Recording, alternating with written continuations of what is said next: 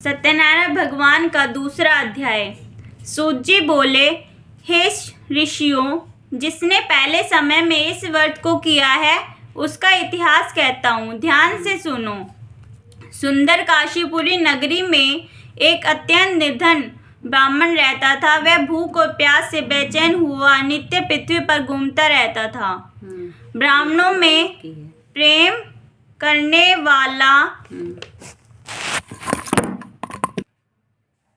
वह भूख और प्यास से बेचैन हुआ नित्य पृथ्वी पर घूमता रहता था। ब्राह्मणों से प्रेम करने वाले भगवान ने ब्राह्मण को दुखी देखकर बूढ़े ब्राह्मण का रूप धर उसके पास जा आदर के साथ पूछा, हे विप्रे, नित्य दुखी हुआ पृथ्वी पर क्यों घूमता है? हे श्रेष्ठ ब्राह्मण, यह सब तुम मुझसे कहो, मैं सुनना चाहता हूँ। ब्राह्मण बोला, मैं निर्धन ब्राह्मण हूँ, भिक्षा के लिए पृथ्वी पर इधर उधर फिरता रहता हूँ। हे भगवान, यदि आप इसका उपाय जानते हो तो कृपया करके मुझे कहो। वृद्ध ब्राह्मण बोला कि सत्यनारायण भगवान मनवांछित फल देने वाले हैं, इसलिए हे ब्राह्मण, तू उसका पूजन कर, जिसके करने से मनुष्य का सब दुख मुक्त हो जाता है। ब्राह्मण को व्रत का सारा विधान बतलाकर बूढ़ा ब्राह्मण का रूप धारण करने वाले सत्यनारायण भगवान अंतर्ध्यान हो गए। जिस व्रत को वृद्ध ब्राह्मण ने बतलाया है, मैं उसको करूँगा, यह निश्चय करके वह उसी रात में नींद भी नहीं आई। वह सवेरे उठ सत्यनारायण भगवान का व्रत कर निश्चय ही भिक्षा के लिए चला। उस दिन उसको भिक्षा में बहुत सा धन मिला, जिससे बंधु बांधवों के साथ उसने सत्यनारायण भगवान का व्रत किया। इसके करने से वह ब्राह्मण सब दुखों से छुटकारा, अनेक प्रकार से संपत्तियों से युक्त हुआ। उस समय वह ब्राह्मण हर मास व्रत करने लगा। इस तरह सत्यनारायण भगवान का व्रत को जो करेगा वह सब पापों से छुटकारा व मोक्ष को प्राप्त होगा। आगे जो पृथ्वी पर सत्यनारायण भगवान का व्रत करेगा वह मनुष्य सब दुखों से छूट जाएगा। इस तरह नारद जी ने नारायण का कहा हुआ यह व्रत मैं तुमसे कहता हूँ। हे विप्रो,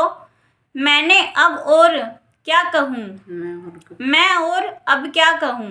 ऋषि बोले, हे मुनीश्वर, संसार में इस ब्राह्मण ने सुनकर किसने इस व्रत को किया है, हम सब यह सुनना चाहते हैं, इसलिए हमारे मन में श्रद्धा है। सूत जी बोले, हे मुनियों, जिसने इस व्रत को किया है वह सब सुनो। एक दिन एक ब्राह्मण धन और ऐश्वर्य के अनुसार बंधु बांधवों के साथ व्रत करने को तैयार हुआ। उसी समय एक लकड़ी बेचने वाला बूढ़ा आदमी आया और बाहर लकड़ियों को रखकर ब्राह्मण के मकान में गया। प्यास से दुखी लकड़हारा उनको व्रत करते हुए देखकर ब्राह्मणों को नमस्कार करके बोला कि यह आप क्या कर रहे हैं और इससे करने से क्या फल मिलता है, कृपया करके मुझे बतलाइए। ब्राह्मण ने कहा, सब मनोकामनाओं को पूरा करने वाला यह सत्यनारायण भगवान का व्रत है। इसकी कृपा से मेरे यहाँ धन धान्य आदि की वृद्धि हुई है। ब्राह्मण से इस व्रत के बारे में जानकर लकड़हारा बहुत प्रसन्न हुआ। चरणामृत ले और प्रसाद खाने के बाद अपने घर को गया। लकड़हारे ने अपने मन में इस प्रकार का संकल्प किया कि आज ग्राम में लकड़ी बेचने से जो भी धन मिलेगा उससे मैं सत्यनारायण भगवान का व्रत करूंगा। यह मन में विचार कर वह बूढ़ा आदमी लकड़ियों अपने सिर पर रखकर जिस नगर में धनवान लोग रहते थे वह ऐसे सुंदर नगर में गया। उस रोज वहां पर उसे उन लकड़ियों का दाम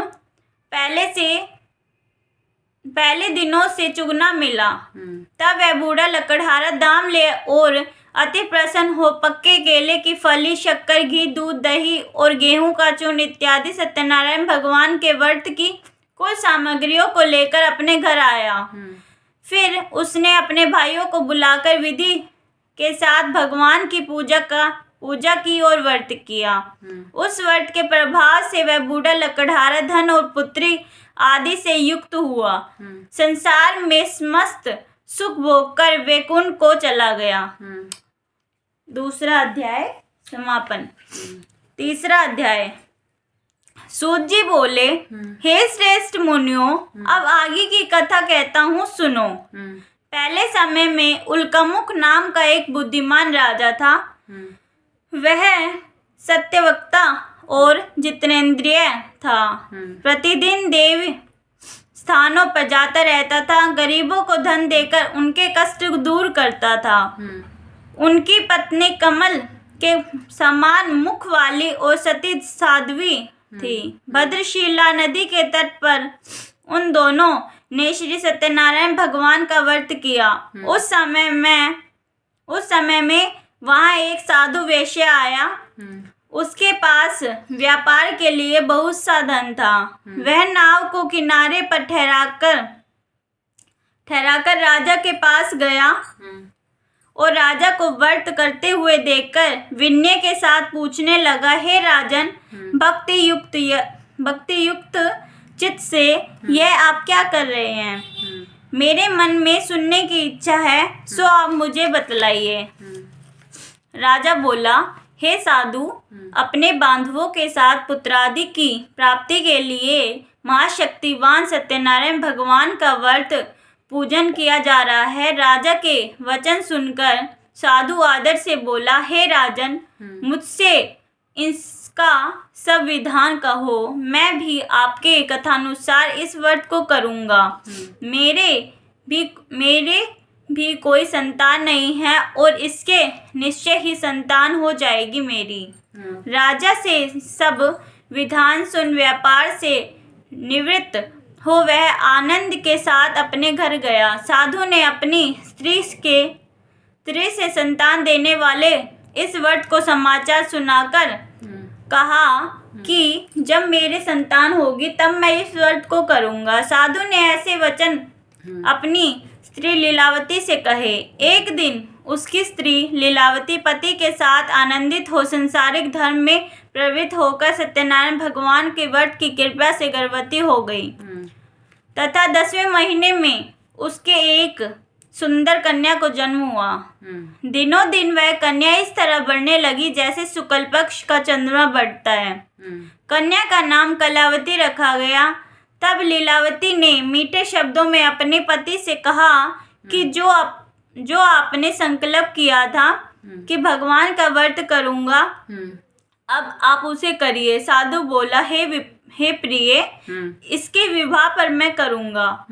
इस प्रकार अपनी पत्नी को आश्वासन दे वह नगर को गया। कलावती प्रीतिगृह में वृद्धि को प्राप्त हो गई।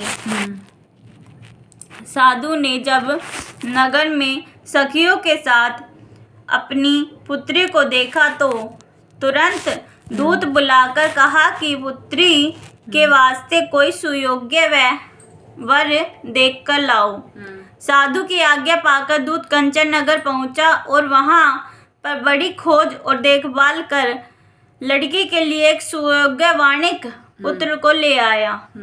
उस सुयोग्य लड़के को देखकर साधु ने अपने बंधु बांधवों सहित प्रसन्नचित्त अपनी पुत्री का विवाह उसके साथ कर दिया।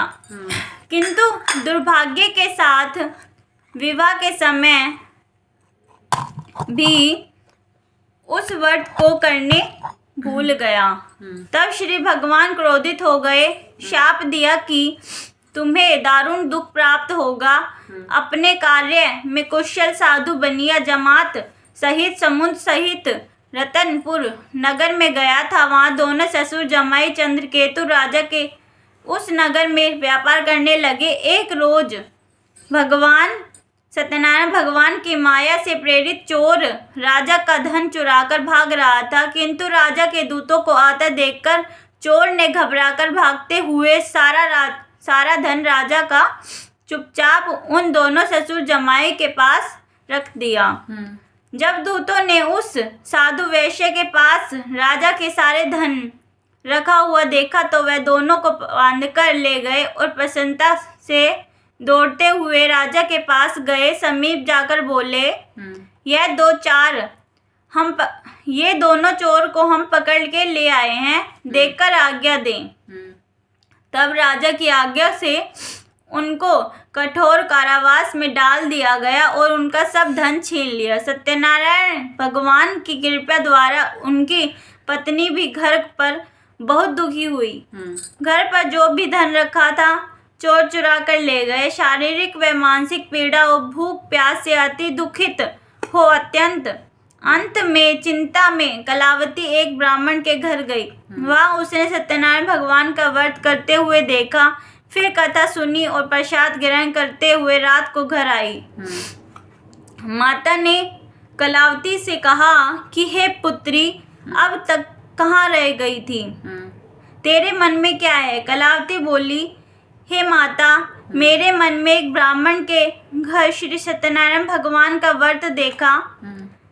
कन्या के वचन सुनकर लीलावती भगवान के पूजन की तैयारी करने लगी। लीलावती ने परिवार और बंधुओं सहित श्री सत्यनारायण भगवान का पूजन किया।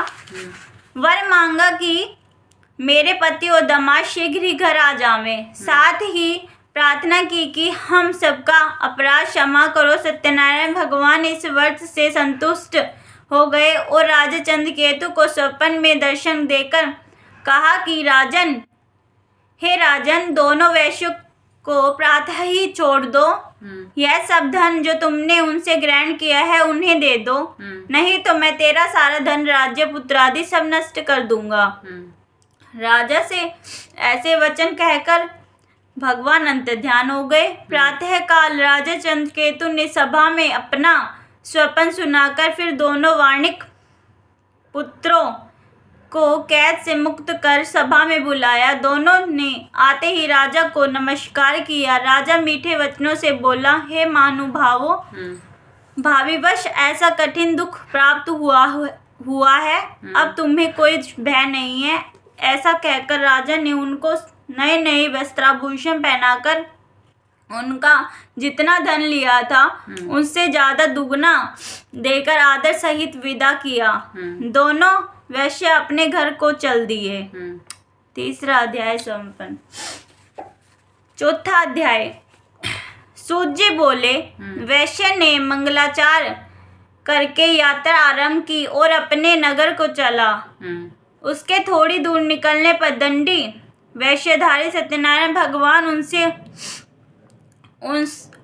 उनसे पूछा, हे साधु, तेरी नाव में क्या है? अभिमानी वाणिक हंसता हुआ बोला, हे दंडी, आप क्यों पूछ रहे हो? क्या आप धन लेने की इच्छा है? हमारी नाव में तो बेल और पत्ते भरे हैं। वैश्य का ऐसा कठोर वचन सुनकर भगवान ने कहा, तुम्हारा वचन सत्य हो।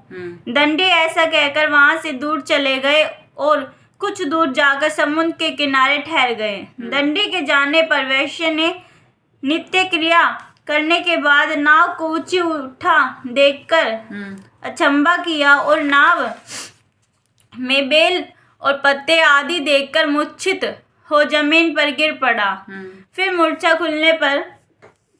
फिर आंखें खुलने पर अत्यंत शोक प्रकट करने लगा। तब उनका दामाद बोला कि आप शोक न करें, यह दंडी का श्राप है, अतः उनकी शरण में चलना चाहिए, तभी हमारी मनोकामना पूरी होगी। दामाद के वचन सुनकर वह दंडी के पास पहुंचा और अत्यंत भक्ति भाव से नमस्कार करके बोला, मैंने जो आपसे अत्यंत वचन कहे हैं उनको क्षमा करो। ऐसा कहकर महान शोकातुर हो रोने लगा। तब दंडी भगवान बोले, हे वाणिक पुत्र, मेरी आज्ञा से बार बार तुमने दुख प्राप्त हुआ है, तू मेरी पूजा से विमुख हुआ है। साधु बोला, हे भगवान, आपकी माया से मोहित ब्राह्मण आदि भी आपके रूप को नहीं जानते, मैं अज्ञानी कैसे जान सकता हूँ? आप प्रसन्न होइए, मैं सामर्थ्य के अनुसार आपकी पूजा करूँगा, मेरी रक्षा करो और पहले के समान मेरी नौका में धन भर दो। उसके भक्ति युक्त वचन सुनकर भगवान प्रसन्न हो उसकी इच्छा अनुसार वर देकर अंतर्ध्यान हो गए।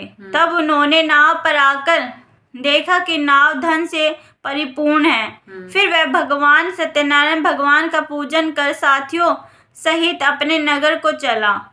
अब अपने नगर के निकट पहुंचा, तब दूत को घर भेजा। दूत ने साधु के घर जा उसकी स्त्री को नमस्कार कर कहा कि साधु अपने दामाद सहित इस नगर के समीप आ गए हैं। ऐसे वचन सुन साधु को स्त्री ने बड़े हर्ष के साथ सत्यदेव का पूजन कर पुत्री से कहा, मैं अपने पति को दर्शन करके आती हूँ, तू कार्य पूर्ण कर शीघ्र आ जा।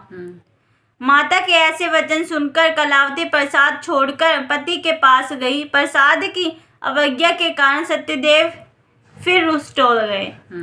उसके पति को नाव सहित पानी में डुबा दिया।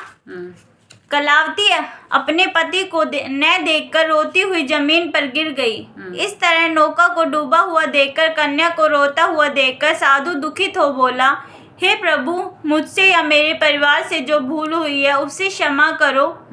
उसके दीन वचन सुनकर सत्यदेव प्रसन्न हो गए। आकाशवाणी हुई कि हे साधु, तेरी कन्या मेरा प्रसाद को छोड़कर आई है, इसलिए इसका पति अदृश्य हुआ है। यदि वह घर जाकर प्रसाद खाकर लौटे तो इसका पति अवश्य मिलेगा। ऐसी आकाशवाणी सुनकर कलावती ने घर जाकर प्रसाद खाया, फिर आकर पति के दर्शन किए। तत्पश्चात साधु ने बंधु बांधवों सहित सत्यदेव भगवान का विधि पूर्वक पूजन किया। उस दिन से वह पूर्णिमा को सत्यनारायण भगवान का पूजन करने लगा। फिर इस लोक से सुख भोग कर अंत में स्वर्लोक को गया। चौथा अध्याय संपूर्ण। पांचवा अध्याय। सूत जी बोले, हे ऋषियों, मैं और भी कथा कहता हूँ, सुनो। प्रजापालन में लीन तुंगध्वज नाम का राजा था। उसने भी भगवान का प्रसाद त्याग कर बहुत दुख पाया। एक समय वन में जाकर वन्य पशुओं को मारकर बड़ के पेड़ के नीचे आया। वहां उसने ग्वालों को भक्ति भाव से बांधवों सहित सत्यनारायण जी का पूजन करते देखा। राजा देखकर भी अभिमानी वश वहां नहीं गया और न ही नमस्कार किया। जब ग्वालों ने भगवान को प्रसाद उनके सामने रखा तो वह प्रसाद को त्याग कर अपनी सुंदर नगरी को चला। वहीं उसने अपना सब कुछ नष्ट कर पाया। तो वह जान गया कि यह सब भगवान ने किया है। तब वह विश्वास कर ग्वालों के समीप गया और विधि पूर्वक पूजन का प्रसाद खाया तो सत्यदेव की कृपा से पहले जैसा सब हो गया। वैसे ही हो गया जैसे दीर्घ काल तक सुख भोग कर मरने पर स्वर्लोक को गया। सो मनुष्य इस परम दुर्लभ व्रत को करेगा, भगवान की कृपा से उसे धन धान्य की प्राप्ति होगी। निर्धन धनी और बंधन से मुक्त होगा, निर्बल हो जाता है। संतानहीनों को संतान की प्राप्ति होती है तथा सब मनोरथों पूर्ण होकर अंत में वैकुंठ धाम को चले जाते हैं। जिन्होंने इस व्रत को करा है उससे उनके दूसरे जन्म की कथा कहता हूँ। वृद्ध सनातन ब्राह्मण ने सुदामा का जन्म लेकर मोक्ष को पाया। उल्कामुख नाम का राजा दशरथ होकर वैकुंठ को प्राप्त हुआ। साधु नाम का वैश्य ने मनोध्वज बनकर अपने पुत्र को आरे से चीरकर मोक्ष को प्राप्त किया। महाराजा तुंगध्वज ने स्वयंभू होकर भगवान में भक्ति युक्त कर्म कर मोक्ष को प्राप्त किया। पांचवा अध्याय समाप्त। जय सत्यनारायण भगवान की।